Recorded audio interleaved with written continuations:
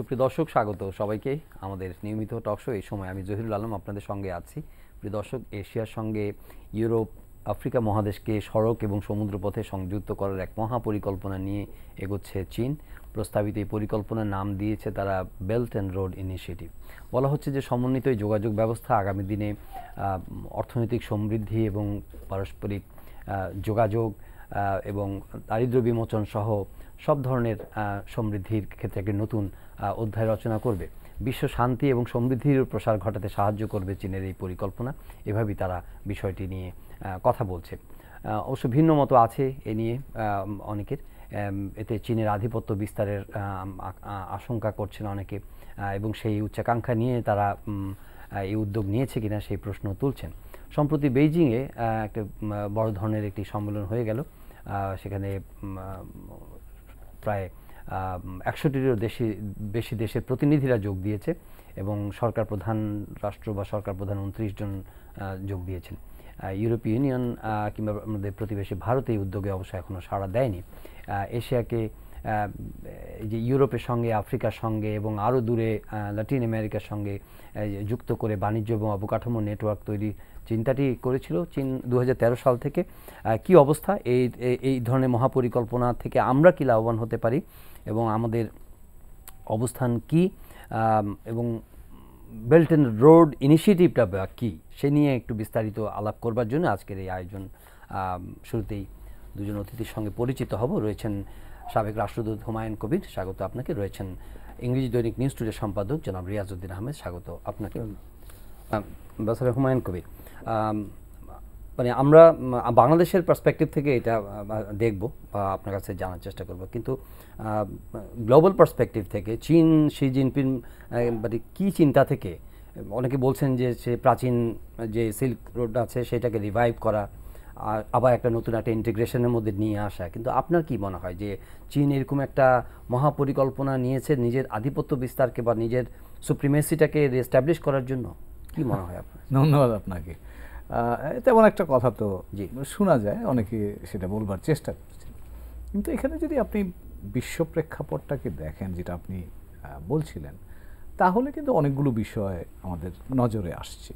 প্রথম যে বিষয়টা সেটা হচ্ছে যে আমরা গত কিছুদিন যাবৎ দেখতে পাচ্ছি যে এতদিন ধরে গত 30 বছর 40 বছর বা তারও একটু বেশি সময় যদি ধরি, দ্বিতীয় বিশ্বযুদ্ধের পর থেকেই বিশ্বব্যাপী মুক্ত বাণিজ্যের প্রতি মানুষের যে আকর্ষণ বা বিশ্ব কাঠামোতে এই মুক্ত বাণিজ্যটাকে প্রচার করে সকল দেশের জন্য অর্থনৈতিক সুযোগ তৈরি করার যে একটা প্রচেষ্টা আমরা দেখছিলাম, অতি সাম্প্রতিককালে কিন্তু তার একটা ভাটা যেন আমরা লক্ষ্য করছি।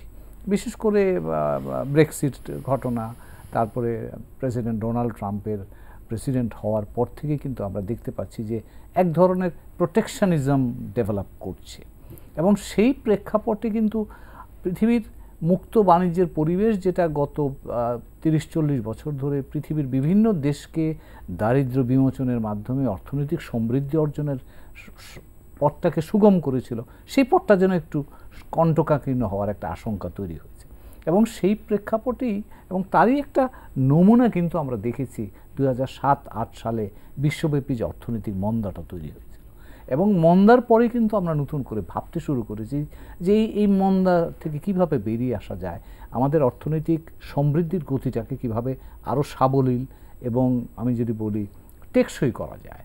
এবং সেই বিবেচনা রেখেই কিন্তু চীনের বর্তমান প্রেসিডেন্ট শি জিনপিং উনি 2013 সালে একটা প্রস্তাব করলেন যে চীনের ঐতিহাসিক একটা প্রেক্ষাপট আছে ব্যবসা বাণিজ্যের, সে বহু বছর আগে, বহু শতাব্দী আগে, সেটাকে তিনি ধরে তিনি বললেন যে এবার আরেকটা নতুন সিল্ক রোড আমরা করি না কেন, যেখানে এশিয়ার দেশগুলোকে বা ইউরোপের দেশগুলোকে, আফ্রিকার দেশগুলোকে একটা কাঠামোর মধ্যে যদি নিয়ে আসা যায়, তাহলে আমরা যে অর্থনৈতিক উন্নতি, একটা অসাধারণ অর্থনৈতিক উন্নতি করেছি, সেই উন্নতিটা অন্যের সাথে আমরা শেয়ার করতে পারি এবং আমরা অন্যের অর্থনৈতিক উন্নয়নে অংশীদার হতে পারি। এবং সেই কথাটা মাথায় রেখে কিন্তু তিনি একটা বড়, যেটা আমরা আপনার রিপোর্টে এসছে, 65টা দেশকে এর সাথে সম্পৃক্ত করার জন্যেই যেটা belt road, OBR, one belt one road idea হিসাবে তৈরি হয়েছিল। এবং তখন এটা এর মধ্যে নিশ্চয়ই চীন যেহেতু একটা নতুন শক্তি হিসাবে তার আবির্ভাব ঘটছে, এখন 2 নম্বর অর্থনৈতিক শক্তি, কিন্তু আগামী হয়তো 10-15 বছরের মধ্যে চীন পৃথিবীর 1 নম্বর অর্থনৈতিক শক্তিতে রূপান্তরিত হবে। অর্থনৈতিক শক্তি যখন 1 নম্বর হবে, অবশ্যই তার নিজের একটা অর্থনৈতিক চেহারা বা আপনি যদি বলেন কাঠামো তিনি গড়তে চাইবেন, এটা খুব অস্বাভাবিক কোনো ব্যাপার নয়। এবং সেই প্রেক্ষাপটেই চীন একটা নতুন ধারণা নিয়ে এই বিষয়টা নিয়ে সামনে এগিয়ে যাচ্ছে। নতুন ধারণার উপাদানগুলোকে একটা হচ্ছে যে শেয়ার্ড প্রসপারিটির কথা তারা বলছে, অর্থাৎ আমি আমার অর্থনৈতিক অবস্থার যে উন্নয়ন ঘটেছে তার সাথে আমরা অন্য দেশকে আমরা সম্পৃক্ত করতে চাই। এখন এখানে যে বিষয়টা একটু ইউনিক মনে হচ্ছে, মানে বিশেষ করে গুরুত্বপূর্ণ মনে হচ্ছে, আপনি যেমনটা বলছিলেন যে এর সাথে কি কৌশলগত বিষয় জড়িত আছে কিনা, রাজনীতি এর সাথে জড়িত আছে কিনা, সেটা কিন্তু শি জিনপিং গত 2 দিন আগে 15 তারিখে তিনি যখন উদ্বোধন করছিলেন এই belt road forum for international cooperation, সেখানে কিন্তু তিনি বলেছেন যে আমরা কিন্তু আমাদের মতামত অন্যের উপর চাপিয়ে দিতে চাচ্ছি না, আমরা অন্য দেশের অভ্যন্তরে হস্তক্ষেপ করতে চাচ্ছি না, আমরা সকলের সাথে আলাপ আলোচনার মাধ্যমেই আমরা এই প্রকল্পটি সামনে এগিয়ে নিয়ে যেতে চাচ্ছি এবং শেয়ার্ড বেনিফিটস অ্যান্ড শেয়ার্ড ইন্টারেস্টকে আমরা একসাথে করতে চাচ্ছি। তো কাজেই সেই দিক থেকে এটা তো তারা করে যাচ্ছেন এবং সর্বশেষ এই সম্মেলনের মাধ্যমে কনসার্নগুলো এলিভিয়েট করার চেষ্টা করেছেন উনি বক্তব্যের মাধ্যমে। কিন্তু তাতে কি যারা স্টেক হোল্ডার্স আছে, এখন হয়তো ইনিশিয়েটিভের সঙ্গে অনেকেই আছেন, হয়তো ভারত যোগ দেয়নি শেষ মুহূর্তে, তাদের কনসার্নগুলো কি রাইটলি এলিভিয়েটেড হওয়ার মানে হতে পারে কিনা এই বক্তব্যের মধ্য দিয়ে? এখন ধরেন চীনাদের পক্ষ থেকে তারা তাদের উপস্থাপনাটা করছেন। এখন এখানে যে জিনিসটা গুরুত্বপূর্ণ, তারা কিন্তু বলছেন যে এটা কনসালটেটিভ প্রসেস। ওকে, কাজে আন্তর্জাতিক প্রেক্ষাপটে যেটা গুরুত্বপূর্ণ, কোনো দেশই তার কোনো নীতি বা সিদ্ধান্ত নেয় না তার নিজের স্বার্থের বাইরে। কাজেই চীন যখন এটা করছে তখন নিশ্চয়ই তার স্বার্থ আছে, কিন্তু সেই প্রশ্নটা হলো যে তার স্বার্থের সাথে অন্যের স্বার্থের সাযুজ্যতা ঘটানো যায় কিনা, এবং তার জন্য মাধ্যম হিসেবে তারা কনসালটেশনের কথা বলছেন। তারা বলছেন এবং বলছেন না যে এটাই একমাত্র প্রকল্প। তা এখানে আপনি আজকে গতকাল যে কমিউনিকেটা বেরিয়েছে, জয়েন্ট কমিউনিকে, সেখানে কিন্তু বলা আছে যে পৃথিবীর বিভিন্ন প্রান্তে বিভিন্ন ধরনের ইনিশিয়েটিভগুলো যেগুলো হচ্ছে সবগুলোর সাথেই আমরা সংযুক্ত হতে চাই। কাজে এটাকে এক্সক্লুসিভ বলা হচ্ছে না, কিন্তু দিস ইজ অ্যান আইডিয়া, এর সাথে আরও যদি কারো আইডিয়া থাকে সেটাকে আমরা অন্তর্ভুক্ত করতে চাচ্ছি। কাজে এটা আমি মনে করি একটা নতুন দিক। জনাব রিয়াজউদ্দিন আহমেদ, আপনিও দীর্ঘদিন ধরে চীনের এই প্রক্রিয়াগুলো ফলো করছেন, তাদের ইকোনমিক ডেভেলপমেন্টগুলো আপনি দেখছেন অনেক বছর ধরে। আপনার কাছে কি মনে হয় যে কেন চীন এই আইডিয়াটা ফ্লোট করলো এবং এটা আমাদের এই আঞ্চলিক ডেভেলপমেন্টের ক্ষেত্রে কি ভূমিকা রাখবে? চীন কিন্তু পরিষ্কার করে বলেছে তাদের অবজেক্টিভের মধ্যে বেল্ট অ্যান্ড রোড এই প্রকল্পে যে তারা একটা ইনক্লুসিভ মানে development, connectivity, trade and financial integration, এই তিনটাকে সামনে রেখে তারা একটা inclusive development strategy globally draw করতে চায়। এবং সেখানে তারা যে দেশগুলিকে নিয়ে আসার জন্য চেষ্টা করছে, তাদের total GDP is about 40% of the world GDP. কাজে এটা একটা বিরাট প্রকল্প কিন্তু। আর আমি যেটা দেখি যে এটা চীন এই মুহূর্তে কেন করছে, কারণ সবসময় তো মানুষ মানে সুযোগের সন্ধানে থাকে। যখন ডোনাল্ড ট্রাম্প বলল আমেরিকা ইজ গ্রেট অ্যাগেন, এটা মানে হলো আমেরিকা ইজ গোয়িং ফর প্রোটেকশনিজম।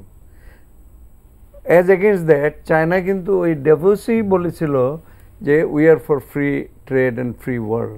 গ্লোবালাইজেশনের ইনিশিয়েটিভই হলো আমেরিকা। আমেরিকা ওখান থেকে সরে যাচ্ছে, তো জায়গাটা তো খালি থাকবে না, ওই জায়গাটা চীন এখন নিতে চাচ্ছে। যেই চীন ছিল প্রোটেকশনিজমের ভিতরে আয়রন কার্টেনের মধ্যে, তারা কিন্তু এই সুযোগটা নিচ্ছে যে আমরা ইনক্লুসিভ ডেভেলপমেন্টের জন্য সবাইকে ইন্টিগ্রেট করে আমরা এগোতে চাই।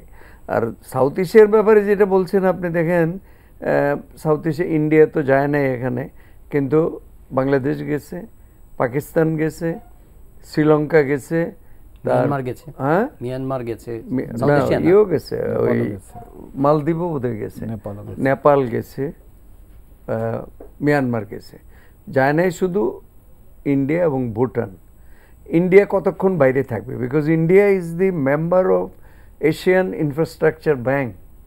না, কিন্তু তাদের তো কিছু প্রশ্ন আছে, না, সেগুলো তাদের সেই প্রশ্ন পলিটিক্যাল নিয়ে তো প্রশ্ন। তারা বলছে কাশ্মীরের ভিতর দিয়ে রাস্তা কেন যাবে, কাশ্মীর ইজ নট, এবং এগুলো তারা আগে কনসাল্ট করেনি চায়না তাদের সঙ্গে। হ্যাঁ, এইটা কিন্তু অলওয়েজ এই যে কানেক্টিভিটির ব্যাপারে এই জিনিসটা, এই যে মানে সভরেন্টির প্রশ্নটা, এটা কিন্তু একটা হার্ডল হিসেবে অনেক জায়গায় আছে।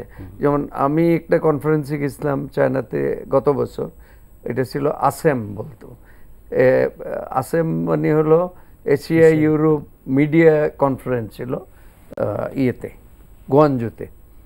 ওইখানে এই জিনিসগুলি আলোচনা হয়েছে এবং ওখানে দেখা গেছে যে এই মানে কানেক্টিভিটির মেজর হার্ডল ইজ মানে এনক্রসমেন্ট অফ সভরেন্টি, যেটা আমার দেশের উপর দিয়ে যাবে কিনা, আমি কি আমার বর্ডার খুলে দিব কিনা, এটা কিন্তু একটা মেজর প্রবলেম। আমাদের এখানে করিডোর একটা বহু বছর ধরে যে করিডোর না, আমাদের ট্রানজিট, যে আমরা দেবো কিনা এটা। এবং এখানে দেখেন যে BCIM যেটা, যে economic corridor, Bangladesh, China, India, Myanmar, এখানে কিন্তু একই অবস্থা। ইন্ডিয়া কিন্তু এখানে একটা মানে ভেটো দিয়ে বসে আছে, তারা কিন্তু এটা এগোচ্ছে না। ইন্ডিয়ার ভিতর দিয়ে আমাদের দেশের ভিতর দিয়ে যেতে চাচ্ছে, কিন্তু ইন্ডিয়ার ভিতর দিয়ে কেউ যেতে পারবে না। এটা একটা প্রবলেম। মিয়ানমারও একটা প্রবলেম, মিয়ানমারেরও মানে বাংলাদেশের সাথে ইন্টিগ্রেশনের একটা প্রবলেম আছে। ওই মানে ওই যে চরমপন্থীরা, তাদের যারা টেরোরিস্ট আছে, এদের নিয়ে প্রবলেম আছে। কিন্তু all said and done, South Asia will be মানে ট্রিমেন্ডাসলি বেনিফিটেড ফ্রম চাইনিজ ইয়ে। এটা হলো $124 বিলিয়ন যে ফান্ড ঘোষণা করেছে ইনফ্রাস্ট্রাকচার ডেভেলপমেন্টের জন্য, এইটার একটা অংশ বাংলাদেশও পাবে। এবং শ্রীলঙ্কাতে আপনি যদি যেয়ে থাকেন দেখবেন ওই যে ফ্রি ডিপসি পোর্ট যেটা করেছে, হ্যাঁ, ডিপসি পোর্টের পাশেই আবার চায়না হার্বাল সার্ভিস দুইটা টুইন টাওয়ারের মতো দুইটা বিল্ডিং করছে ওই তাজ হোটেলের সামনে এইদিকে। তো এটা করছে। এবং ইয়েতে আপনার মালদ্বীপে ফ্রেন্ডশিপ ব্রিজ করতেছে, connecting Male with a new town, new সিটিটা হলো এয়ারপোর্টের একটু ইয়েতে, এবং নতুন রানওয়ে তৈরি করবে। এগুলি কিন্তু সাউথ এশিয়া। আমরা কতটা জোরালো ভাবে এটার সঙ্গে আছি এই উদ্যোগের সঙ্গে, এই প্রকল্পের সঙ্গে? আসলে প্রকল্পটা তো এই চিন্তা বা এটা তো শুরু হয়েছে 2013 সাল থেকে শুরু হয়েছে, এবং সত্যিকার অর্থে মানে শি জিনপিং যখন আমাদের বাংলাদেশ সফর করে গেলেন, তখন কি আমরা তাকে পরিষ্কার সিগন্যাল দিয়েছি? বা আমাদের এবার যে ফোরামটা হয়ে গেল, সেখানে বাংলাদেশের কয়েকজন মন্ত্রী সেখানে যোগ দিলেন, তার মাধ্যমে কি এটা ইয়ে হচ্ছে, মানে ডেমনস্ট্রেট হচ্ছে, ম্যানিফেস্টেড হলো যে আমরা এই প্রকল্পের সঙ্গে, এই পরিকল্পনার সঙ্গে আমরা এর সাথে আছি? সেটা তো আমরা MOU সাইন করেছি। প্রেসিডেন্ট শি জিনপিং যখন এখানে এসেছিলেন, তখন কিন্তু 14 অক্টোবর আমরা কিন্তু একটা MOU সাইন করেছি যে আমরা এটার পার্ট হব। তো কাজে সেই দিক থেকে বাংলাদেশ ইতিমধ্যেই এর মধ্যে আছে। এখন কথা আমরা কি পর্যায়ে আছি, আপনার প্রশ্নটা বোধহয় সেটাই করতে চাচ্ছিলেন, যে আমরা কি খুব উৎসাহজনকভাবে আছি নাকি মোটামুটি আছি। বলেছি যে কতটা জোরালো, সেটাই। এখন ধরেন চীনা প্রেসিডেন্ট যখন এসেছিলেন, তিনি তো $25 বিলিয়ন আর্থিক সহযোগিতা প্রস্তাব দিয়েছেন। তাছাড়াও প্রাইভেট সেক্টর পর্যায়ে প্রায় আরও $17-18 বিলিয়ন আলাপ আলোচনা হয়েছে। এখন কথা হচ্ছে যে বাংলাদেশের এই বৃহত্তর প্রেক্ষাপটের সাথে সংযুক্ত হওয়ার জন্য আমরা যে কানেক্টিভিটির কথা বলছি, বাংলাদেশে এখন কিন্তু রাজনৈতিক দলমত নির্বিশেষে মোটামুটি সবাই আমরা এটা মেনে নিয়েছি যে কানেক্টিভিটি আমাদের একটা বড় প্রয়োজন। এবং সেই কানেক্টিভিটির প্রয়োজনটাকে যদি মেটাতে হয়, তাহলে আমি ভারতের সাথে যেমন কানেক্টেড হব, ভারতের বাইরেও আমাকে কানেক্টেড হতে হবে। কারণ এখানে আমরা 3টে অর্থনৈতিক শক্তির উত্থান দেখছি। একটা হচ্ছে চীন, 1 নম্বর অর্থনৈতিক শক্তি, তার পেছনে কিন্তু ভারতও থাকবে। এবং ভারতের প্রায় সমান শক্তি সম্পন্ন কিন্তু হচ্ছে ASEAN, যেটা 10টা দেশ নিয়ে দক্ষিণ পূর্ব এশিয়ার দেশগুলোর সংগঠন। এই 3টা কিন্তু আগামী দিন অর্থনৈতিক শক্তি। কাজেই বাংলাদেশের প্রয়োজনে আমরা যে দারিদ্র্যমুক্ত বাংলাদেশ, মধ্য আয়ের বাংলাদেশ, উন্নত বাংলাদেশের স্বপ্ন দেখছি, সেই বাংলাদেশের পৌঁছবার জন্য রাস্তাটা হচ্ছে আমাদের কানেক্টিভিটি, এবং সেই কানেক্টিভিটিটা সকলের সাথে, এই তিনটা শক্তির সাথেই আমরা চাই। এখন সেই জায়গায় আমাদেরকে যে বা যারা সাহায্য করবে তাদের সাথেই আমরা কাজ করতে আগ্রহী। ভারত যদি আমাকে এখানে সাহায্য করে, যেমন ভারত মাননীয় প্রধানমন্ত্রীর সাম্প্রতিক সফরের সময় $4.5 বিলিয়ন সহযোগিতার কথা বলেছে, আমরা সেটাকে স্বাগত জানাই। চীন এখন $25 বিলিয়ন দিতে চাই, তাকেও আমরা স্বাগত জানাই। এখন ভারত যদি বলেন আমি $50 বিলিয়ন দেবো, আমরা সেটাকে স্বাগত জানাবো। তো কাজেই বাংলাদেশের প্রয়োজন হচ্ছে আমরা কানেক্টেড হতে চাই, এবং সেটা সকল অর্থনৈতিক, উদীয়মান অর্থনৈতিক সবগুলো শক্তির সাথে, সবগুলো কেন্দ্রের সাথে। কাজে সেই কাজে আমাদেরকে যে বা যারা বা যে বন্ধুরা আমাদেরকে সহযোগী হতে চান, আমরা তাদেরকে স্বাগত জানাবো, কারণ এটাই আমাদের প্রধান প্রায়োরিটি আগামী দশক বা তার পরের দশক। জনাব রিয়াজউদ্দিন আহমেদ, আমরা অর্থনৈতিক পার্সপেক্টিভ থেকে আলাপ করছি, কিন্তু ভবিষ্যতের যে বিশ্ব বা ভবিষ্যতের যে আঞ্চলিক যে ভূকৌশলগত যে দ্বন্দ্ব বা সংঘাত বা শান্তি প্রত্যাশা, এগুলোর মধ্যে যে ব্যালেন্স করার যে চিন্তাটা, সেখানে গিয়ে চীনের এই পরিকল্পনাকে অনেকে সংশয়ের চোখে দেখে। বিশেষ করে ভারত মহাসাগরে তাদের আধিপত্য বিস্তার বা চীন ভারত একটা দ্বন্দ্বের বিষয় আছে। তারপরে যে মানে পার্ল অফ স্ট্রিং, যেটা এই বন্দরগুলো যেভাবে কানেক্টেড হবে সেগুলো হয়তো ভারতকে ঘিরে ফেলবে, এবং অর্থনৈতিক সমৃদ্ধির যুগে হয়তো কোনো সমস্যা হবে না, কিন্তু যে কোনো ধরনের টেনশন যদি এসকেলেট করে এই অঞ্চলে, সেখানে একটা বড় ধরনের সমস্যায় পড়তে পারে ভারত। এই চিন্তাগুলো আছে, এগুলো পুরা প্রক্রিয়াটাকে বা পুরো উদ্যোগটাকে কোনোভাবে মানে বাধাগ্রস্ত করতে পারে কিনা? আপনি একেবারে উড়িয়ে দেওয়া যায় না, কারণ এই চীন যেভাবে ডানা মেলতেছে, এই ডানা মেলার সাথে সাথে একটা আধিপত্যবাদের মানে গন্ধ এর সাথে থাকে। আপনি ধরেন চীন, আমরা গত বছর যখন গিয়েছিলাম আমাদেরকে ব্রিফ করছে চাইনিজ বলল, মানে our strategy is to help our neighbours to develop, to become rich, we don't want to be rich alone. এটার মানেটা কি? এটা হলো যে আমার বাজার সম্প্রসারণের জন্য, আমার মার্কেট বিস্তৃতির জন্য আমাকে আমার আশেপাশে যারা আছে আমার একটা মার্কেট তৈরি করো। এই যে 65 কান্ট্রিজ যেটা বলতেছেন যে এই ইনিশিয়েটিভের সাথে আসবে, তো এইটাই যদি চায়নার মার্কেট হয়, 40% জিডিপির মার্কেট যদি চায়না এককভাবে এটার উপর আধিপত্য বিস্তার করতে যায়, তখন তো একটা সংঘাত হবে। আপনি দেখেন এখানে এই রুটস, বেল্ট অ্যান্ড রুটসের ইনিশিয়েটিভের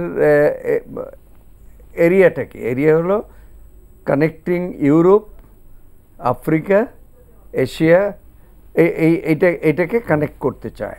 আফ্রিকাতে তো যা দেখা যাচ্ছে যে সাংঘাতিকভাবে সেখানে মানে প্রকল্প বাস্তবায়নের কার্যক্রম শুরু হয়ে গেছে, এবং চাইনিজরা মহা উৎসাহে সেই কার্যক্রমগুলো করছেন। অলরেডি এই আধিপত্য তো শুরু হয়েছে, এবং ইউরোপীয়, আজকে জার্মানি বলেছে যে আমরা এটার সাথে আছি।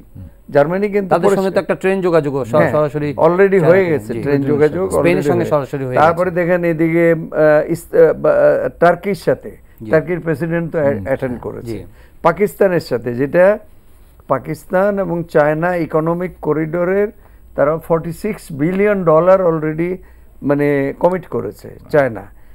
এই টাকাটা পাকিস্তান, কিন্তু এই প্রকল্পে তো পাকিস্তানের ভেতরেও বিরোধিতা আছে। না, পাকিস্তানের ভিতরে অত কিছু নাই, এটা চায়না মেইনলি করছে ইয়ের জন্য। ওই যে কাশ্মীরের ভিতর দিয়ে যে রাস্তা যাবে, এরা বলছে Kashmir is a disputed territory. এটা তো ভারতের এন্ড থেকে। এটা ভারতের এন্ড। বেলুচিস্তানের কোন একজন নেতা কি বুগাতি, উনিও তো থ্রেট করেছেন যে চায়নার বিরুদ্ধে আন্তর্জাতিক আদালতে মামলা করবেন এই বিষয়ে। সেটা ওনারা ওই ইয়েতে, ওই যে ওই পোর্টটা গোয়াদরের তো এটা বেলুচিস্তানের মধ্যে তো পড়েছে। কাজে এটা হতে পারে, এটা ইন্টারনাল ইয়ে, কিন্তু এটা কোনো মেজর অবস্টাকল হবে না। তো এখন ধরেন আপনি যেটা বলছেন, এই আধিপত্যকে আপনি উড়িয়ে দিতে পারবেন না, কারণ চীন যখন আরও বড় হবে, চীনের অর্থনীতি যখন আরও বিস্তৃতি লাভ করবে, চীন যখন বাজারে প্রবেশ করতে চাবে, অন্যের বাজার ভেঙে দিতে চাবে, তখনই কিন্তু একটা সংঘাতের সৃষ্টি হতে পারে। ইতিমধ্যে আমরা শুনছি যে আপনার বিভিন্ন দেশে নৌঘাঁটি বানানোর প্রয়াস হয়েছে, জিবুতিতে বা মাদাগাস্কারে, বে অফ বেঙ্গলে চায়না নৌঘাঁটি করেছে। ভারতও দু তিনটে জায়গায় নৌঘাঁটি করছে। তো টেনশন তো অলরেডি কোনো না কোনোভাবে ডিসক্রিটলি আছেই। তো ভবিষ্যতে আপনি কি ফোরসি করেন যে ইকোনমি ডেভেলপমেন্টের সঙ্গে সঙ্গে অস্থিরতাও কি পাশাপাশি চলবে কিনা? সহযোগিতা এবং আপনি যদি বলেন প্রতিযোগিতা দুটোই কিন্তু থাকে। যেমন আমি একটা অন্য দৃষ্টান্ত দিই দুই শক্তির, যেমন চীন এবং মার্কিন যুক্তরাষ্ট্রের মধ্যে সম্পর্কটাকে যদি আপনি দেখেন তাহলে দেখবেন এক পর্যায়ে তাদের মধ্যে সহযোগিতা, দুই দেশের পরস্পর সবচেয়ে বড় বাণিজ্যিক পার্টনার। জি। আবার সামরিক ক্ষেত্রে দুই দেশকে সন্দেহ করছে, তারা আবার এক ধরনের প্রতিযোগিতা বা প্রতিদ্বন্দ্বিতার মধ্যে আছে। তো কাজে এগুলো থাকবে, এটা খুব আশ্চর্য ব্যাপার না। তবে এখানে যে দুই তিনটা বিষয় উঠে এসছে এগুলো নিয়ে আরেকটু চিন্তার সুযোগ আছে বলে মনে করি। যেমন ধরেন সভরেন্টি ইস্যুটার কথা বলা হচ্ছে। এখন কি সভরেন্টিটাকে আমি কিভাবে ডিফাইন করছি সেটাও কিন্তু একটা আলোচনার বিষয়। আমি কি সভরেন্টি বলতে কি এক্সক্লুসিভ সভরেন্টি বুঝি না ইনক্লুসিভ সভরেন্টি বুঝি, সেটাও কিন্তু একটা বিবেচ্য বিষয়। আমি যদি এক্সক্লুসিভ বলি যে আমার এইটুকু এর মধ্যে আর কারো কোনো অধিকার নাই, এখন কি সেটা কি বাস্তবায়ন কিনা বা বাস্তবভাবে এটা প্রয়োগযোগ্য কিনা তারও কিন্তু প্রশ্ন আজকে আছে। কারণ আমরা আজকে ইন্টারডিপেন্ডেন্ট যে এবং ইন্টারকানেক্টেড যে পৃথিবীটাতে বাস করছি, এখানে কিন্তু আমরা পরস্পরের উপর নির্ভরশীল হয়ে আছি। কাজে এই নির্ভরশীলতাটা কিন্তু আমাদের এই সভরেন যে রাইটস যেটা আছে সেটাকে কিন্তু প্রভাবান্বিত করে, এক নম্বর। দুই নম্বর হচ্ছে যেমন ভারত যে প্রসঙ্গটা তুলেছে সেটা আমার কাছে মনে হয় যে এটা নিয়ে চিন্তা করার সুযোগ আছে, যে চীনারা এই যে প্রস্তাবটা দিচ্ছে এটাতে অন্যদেরকে সংযুক্ত করার কতটা সুযোগ থাকবে আলাপ আলোচনার মধ্য দিয়ে। তার জবাব অবশ্য চীনারা দিয়েছে, সেটা বলেছে যে it will be consultative process. কিন্তু এছাড়াও আরও একটা বিষয় এখানে উল্লেখযোগ্য বা ভারতীয়রা যেটা বলছে, ট্রান্সপারেন্সিটা বজায় আছে কিনা। ইউরোপিয়ানদের কেউ এটা বলেছে যে এই যে চীনারা এই বাণিজ্য সম্প্রসারণ চায়, তাদের এই প্রকিউরমেন্ট পলিসিটা কি ট্রান্সপারেন্ট হবে, কম্পিটিশনটা কি ফেয়ার হবে কি হবে না। তো কাজেই এখানে চীন যখন এটাকে, এখানে তো একটা বিজনেস হেজিমনি থাকবে অ্যাবসলিউটলি। এখন সেই জায়গাটাই যদি এটা ফেয়ারনেসের ভিত্তিতে হয় এবং এখানে যদি এটা ট্রান্সপারেন্ট হয়, যদি ইনক্লুসিভ হয়, যেটা একটু আগে ভাই বললেন, এবং তাতে যদি কনসালটেটিভ প্রসেসের মধ্য দিয়ে হয়, তাহলে কিন্তু আমরা মনে করতে পারি যে এখানে হেজিমনিজম যেটা আপনি বলছেন এর সুযোগটা কমে আসে। তবে এটাও মনে রাখতে হবে যে আপনি যখন ব্যবসা বাণিজ্য করছেন, আপনার এই দীর্ঘ সিলেন্সগুলো কাভার করবে কে, এটা নিরাপত্তা কে দেবে। কাজে সেখানে কিন্তু আপনি দেখবেন যে এক ধরনের সহযোগিতা বা একটা মিলিটারি কম্পোনেন্ট এখানে এসে যায়, যেটাকে আপনি বিভিন্নভাবে ব্যাখ্যা করতে পারেন এবং সেটা নিয়ে আলাপ আলোচনা প্রচুর হচ্ছে এখন। কিন্তু আমি যদি সেটা সহযোগিতার ভিত্তিতে করি, যদি ইনক্লুসিভ হই, এক্সক্লুসিভ না হই, তাহলে ভারত মহাসাগরে চীনা নৌবাহিনীর সাথে ভারতীয় নৌবাহিনীও কাজ করতে পারে, মার্কিন নৌবাহিনীও কাজ করতে পারে, এবং এই অঞ্চলটা যাতে শান্তিপূর্ণভাবে ব্যবসা বাণিজ্য চলে এবং যাতে করে সবাই লাভবান হয়, সে কাজটা তারা সম্মিলিতভাবে কিন্তু একটা প্রশ্ন হচ্ছে যে যদি কনসালটেটিভ প্রসেসই হয় জিনিসটা, তাহলে ধরেন ভারত যেই প্রশ্নটা তারা তুলছে যে এটা তাদের সোভরেন্টির প্রতি একটা ডিসরেসপেক্ট, যে চায়না সিপিইসি মানে ওভারের পার্ট হিসেবে সিপিইসিটা ফাইনালাইজ করে ফেলেছে অলমোস্ট, এবং এটার জন্য তারা বলছে যে রিয়াজ ভাই বললেন যে কত $45 billion, $46 billion has already been earmarked. তাহলে এই জিনিসটা এটা ফাইনালাইজ করার আগে আলোচনাটা কেন আগে হলো না, বা এটার মিনিমাম ডিটেইল কেন তারা পার্টিস কনসার্নগুলোর সঙ্গে বা সেন্সিটিভিটিটাকে মাথায় কেন নিল না? তাদের এটাকে তাদের যুক্তিটাকে ধরে নিয়েও বা যথাযোগ্য ধরে নিলেও একটা প্রশ্ন তো করা যেতে পারে যে সভরেন্টি ইস্যু নিয়ে তো চীনের সাথে তাদের অরুণাচল প্রদেশ নিয়েও আছে, সেটা তো তাদের কাশ্মীর নিয়ে আছে, সেটা নিয়ে তো তাদের ব্যবসা বাণিজ্যকে প্রতি বা কোনো ব্যাঘাত ঘটাচ্ছে না। তো কাজেই ধারণাগতভাবে যদি আমরা যাই তাহলে এই যুক্তিটা খুব শক্তিশালী যুক্তি তা নয় কিন্তু। আর যেটা হলো যে আমরা যে প্রতিদ্বন্দ্বিতার কথা, সংঘাতের কথা বলছি, এটা কিন্তু গত পৃথিবীর অভিজ্ঞতা। আগামী পৃথিবীটা আরো ভালো হোক, আরো সহযোগিতামূলক হোক, নতুন শক্তি যারা হবে, যেমন চীন আজকে যে কথাটা বলছে, ভারত আজকে পাশাপাশি তার চাইতে আর একটা উত্তম প্রস্তাব নিয়ে আসুক না, এবং উত্তম প্রকল্পের প্রতিযোগিতা হোক। সেখানে বিগত দিনের প্রতিদ্বন্দ্বিতা, বিগত দিনের যে ধরনের টেনশন বা যেগুলো আমরা দেখেছি, তার রিহার্সাল তো আবার দরকার আছে বলে মনে করি না। নতুন সহযোগিতার ক্ষেত্রে হোক, এবং আমরা যেহেতু ইন্টারডিপেন্ডেন্ট। কিন্তু একটা বিষয় মোহন ভাই, সেটা বাংলাদেশ তো আপনি বললেন যে যেটা হ্যাঁ এমওইউ সাইন করেছে, মন্ত্রীও পার্টিসিপেট করেছে, কিন্তু রিজনাল যে পাওয়ার স্ট্রাকচার বা মানে ব্যালেন্স অফ পাওয়ার যেই, সেখানে ধরেন চায়না ইন্ডিয়া বাংলাদেশের জন্য অলওয়েজ একটা ফ্যাক্টর, এবং আমরা এটার সঙ্গে এক ধরনের ডেক্সটারিটির সঙ্গে একটা ব্যালেন্স মেনটেন করার চেষ্টা করা হচ্ছে। শি জিনপিং ভিজিট করে গেছেন, প্রাইম মিনিস্টার ইন্ডিয়া ভিজিট করেছেন, খুব ভালো সম্পর্ক। কিন্তু ওনাদের মধ্যেকার কোনো ধরনের টেনশন, কোনো ধরনের মিসট্রাস্ট অথবা কোনো ধরনের ভুল বোঝাবুঝি আমাদেরকে কখনো কোনোভাবে দ্বিধাগ্রস্ত করে ফেলতে পারে কিনা? আমাদের করে, কিন্তু সেই জায়গায় আমাদের দক্ষতার উপর নির্ভর করবে আমরা এটাকে কিভাবে ব্রিজ করব। এবং বাংলাদেশের দিক থেকে জাতীয় আমাদের যে সরকারি ক্ষমতা থাকুক, আমরা কিন্তু সাধারণত চেষ্টা করি যে সকলের সাথেই সৌহার্দ্যপূর্ণ বন্ধুত্বপূর্ণ সম্পর্ক রেখে চলতে। এখন ধরেন এমন একটা সময় আসতে পারে যখন হয়তো মনে হতে পারে যে আমাকে হয় এই দিকে ঠেলছে না ওই দিকে ঠেলছে, কিন্তু সে জায়গায় আমার বলিষ্ঠতা দিয়ে কিন্তু আমাকে হয় দুজনের সাথেই আমাকে সেতুবন্ধন হিসেবে কাজ করতে হবে, অথবা আমার কৌশলী কূটনীতি দিয়ে আমি দুজনকেই একটা ব্যালেন্সের মধ্যে বা ইকুইলিব্রিয়ামের মধ্যে আনতে হবে। যেমন আমি একটা দৃষ্টান্ত আপনাকে দিচ্ছি, ভিয়েতনামের কথাই আপনি ধরেন। ভিয়েতনাম, চীনের সাথে ভিয়েতনামের ব্যবসা বাণিজ্য সর্বোত্তম পর্যায়ে, কিন্তু নিরাপত্তার ব্যাপারে আপনি যদি লক্ষ্য করেন, মার্কিন যুক্তরাষ্ট্র এবং ভারতের সাথে ভিয়েতনামের নিরাপত্তার সম্পর্ক দারুণ নিবিড়। ভিয়েতনাম 20 বছর মার্কিন যুক্তরাষ্ট্রের সাথে যুদ্ধ করেছে, কিন্তু ভিয়েতনামে মার্কিন নৌবাহিনী এখন যেই ঘাঁটিটা তারা ক্যামরান বে বলে যেটা তৈরি করেছিল, সেখানে তারা এখন আসছে, ভিয়েতনামের কাছে অস্ত্র বিক্রি করছে মার্কিন যুক্তরাষ্ট্র। তো কাজেই ভিয়েতনামের কৌশলী কূটনীতির কারণে তারা ব্যবসার কাজটাকে চীনের সাথে রেখেছে, এবং স্ট্র্যাটেজিক রিলেশনশিপ বা নিরাপত্তা বিষয়টাকে তারা ভারত এবং মার্কিন যুক্তরাষ্ট্রের সাথে মিলে কাজ করেছে। সো দৃষ্টান্ত তো আমাদের কাছেই আছে। তো কাজেই বাংলাদেশের দিক থেকে আমরা যখন চিন্তা করি, আমরা যদি কুশলী কূটনীতি পরিচালনা করতে চাই, শান্তিপূর্ণভাবে সম্পর্ক গড়তে চাই, সকলের লাভের জন্য যদি আমরা কাজ করতে চাই, তাহলে আমরা সেটা এই কাজটা করা অসম্ভব ব্যাপার না। আমাদেরও একটা এবার প্রধানমন্ত্রীর ভিজিটের সময় খুব হইচই হলো একটা ডিফেন্স প্যাক্ট নিয়ে, ডিফেন্স চুক্তি এটা করবে। এটা কিন্তু ফাইনালি ওইভাবে হয় নাই, যেভাবে হয়তো ভারত চেয়েছিল ওইভাবে তারা করতে পারে নাই। এইটার কারণটাই হলো যে বাংলাদেশ চেষ্টা করেছে এটা ব্যালেন্স করার জন্য।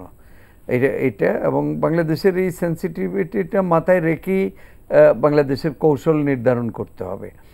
এখন প্রশ্নটা হলো যে সভারেন্টির প্রশ্ন যেটা এসছে, আমি একটা জিনিস বলি যে সভারেন্টি এখনকার পোস্ট কোল্ড ওয়ার এরাতে বা ওয়ার্ল্ডে সভারেন্টি কিন্তু নানানভাবে কম্প্রোমাইজড হচ্ছে। কিভাবে? এই যে রিজিওনাল গ্রুপিং যেগুলি হচ্ছে, আপনি ইউরোপিয়ান ইউনিয়ন, নাফতা, তারপরে আপনার আমাদের আসিয়ান, এই যে সাবরিজিনাল গ্রুপিংগুলি যেগুলি হচ্ছে, গ্রুপিংয়ে যোগ দেওয়া মানে হলো পার্টলি সারেন্ডারিং দি সভারেন্টি। এটাকে তো অস্বীকার করার কোনো উপায় নেই। কাজেই এইটা কিন্তু এই প্রেজেন্ট ওয়ার্ল্ড অর্ডারে এটা চলে। কিছুদিন আগে তো ব্রিক্স বিমস্টেক মিটিং হয়ে গেল যে ভারতেই হয়ে গেল, এবং ভারত কিন্তু সেই ব্রিক্সে চায়না এবং ইন্ডিয়া দুইটাই কিন্তু মানে পার্টি এখানে, এবং এশিয়ান ইনফ্রাস্ট্রাকচার ব্যাংকেরও ইন্ডিয়া কিন্তু মেম্বার। কাজেই ওই ঘুরে ফিরে দেখা যাবে এই যে সার্ক, আমরা এবার সামিট হলো না, কিন্তু এখন ফিল করছে সবাই যে সার্কটাকে রিভাইভ করা দরকার, সার্ককে শক্তিশালী করা দরকার, হয়তো হবেও। এবং আমরা সার্ককে করতে পারি নাই শক্তিশালী। এখন আপনি ইউরোপিয়ান ইউনিয়নে 70% অফ দি ট্রেড ইন্টারনাল, মানে international trade is traded within the region. আর আমাদের হচ্ছে লিস্ট, আমাদের হলো 4%, 3 to 4%। তো এখন হ্যাঁ, তো রিজিওনাল গ্রুপিং এর বেনিফিটটাই হলো যে আমি যদি ইন্টারন্যাশনাল কম্পিটিশনটা কমায় আনতে পারি উইদিন দি রিজিয়ন, যদি এটা নিজেদের মধ্যে হয়ে যায়, মানে বিশ্বের মধ্যে এটার মধ্যে একমাত্র আঞ্চলিক সংগঠন যে তার রাইট বেনিফিটটা রিপ করতে পারে নাই। আমরা পারিনি। এবং যেটা থ্রেটেন্ড হয়েছিল নাফতা নর্থ আমেরিকাতে, এটাও কিন্তু এখন দূর হয়ে গেল।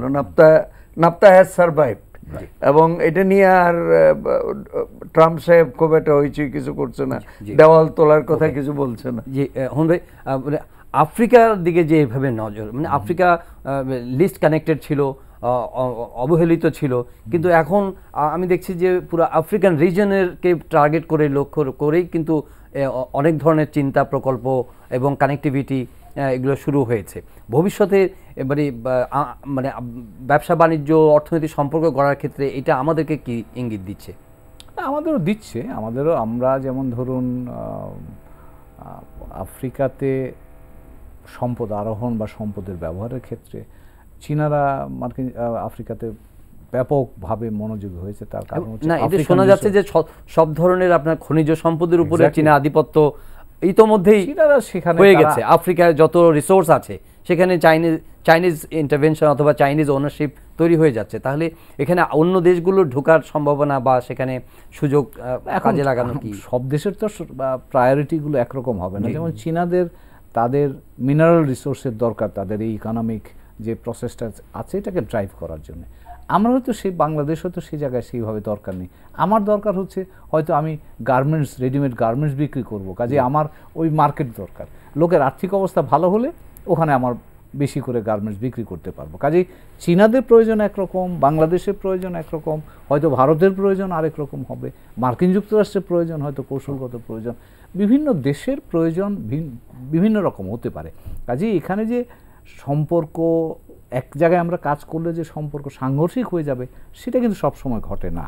তো কাজেই আমরা যার যেটা প্রয়োজন বা যার যেটা প্রায়োরিটি সেটাকে যদি আমরা দেখে অন্যের সাথে সাযুজ্যপূর্ণভাবে আমরা কাজ করে যেতে পারি তাহলে সকলেরই স্বার্থ রক্ষা করা সম্ভব। এবং এমনকি যারা আফ্রিকার জনগণ আছে তাদেরও কিন্তু বিষয়টা মনে রাখতে হবে যে আফ্রিকার চীনের স্বার্থের কথা ভাবছি, আমরা বাংলাদেশের স্বার্থের কথা ভাবছি, মার্কিন যুক্তরাষ্ট্রেরটা ভাবছি, ভারতেরটা ভাবছি, আফ্রিকার জনগণের কি হবে? কাজেই তারাও যেন কল্যাণমুখী বা তারাও যেন এ থেকে উপকৃত, তাদের মধ্যে তো চেষ্টা করতে হবে। এবং আমি একটা দৃষ্টান্ত দিয়ে আপনাকে বলি, যেমন আমি যখন ওয়াশিংটনে কাজ করি তখন আমি দেখেছি যে বাংলাদেশ মার্কিন যুক্তরাষ্ট্রে শুল্কমুক্ত প্রবেশাধিকারের পথে আমাদের জন্য একটা বড় বাধা হচ্ছে সাব সাহারান আফ্রিকার দেশগুলো। তাদের সংখ্যাটা কি যে বাংলাদেশের গার্মেন্টস যদি ওখানে ডিউটি ফ্রি মার্কেট অ্যাক্সেস পায় তাহলে আফ্রিকার গার্মেন্ট ইন্ডাস্ট্রিগুলো ধ্বংস হয়ে যাবে। আমরা তখন তাদেরকে প্রস্তাব করেছি যে ঠিক আছে, তোমরা যদি সেই ভয়ই থাকে আমরা তোমাদের সাথে সহযোগিতা করব, আমরা ওখানে বিনিয়োগ করব, আমরা মার্কেটিংয়ে তোমাদের সাথে কাজ করব, তাইলেই তো তোমার আর সেই ভয়টা থাকবে না। এবং এইভাবে যদি আমরা সাযুজ্য আনতে পারি বা সহযোগিতার ক্ষেত্রটা এক্সপ্লোর করতে পারি তাহলে আমার যেমন লাভ হওয়া সম্ভব আফ্রিকার মানুষের হবে। ধন্যবাদ জনাব রিয়াজউদ্দিন আহমেদ, ধন্যবাদ জনাব হুমায়ুন কবির। প্রিয় দর্শক, আজকের অনুষ্ঠান এখানে শেষ করছি। সবাই ভালো থাকবেন, দেখা হবে আবারও পরের অনুষ্ঠানে।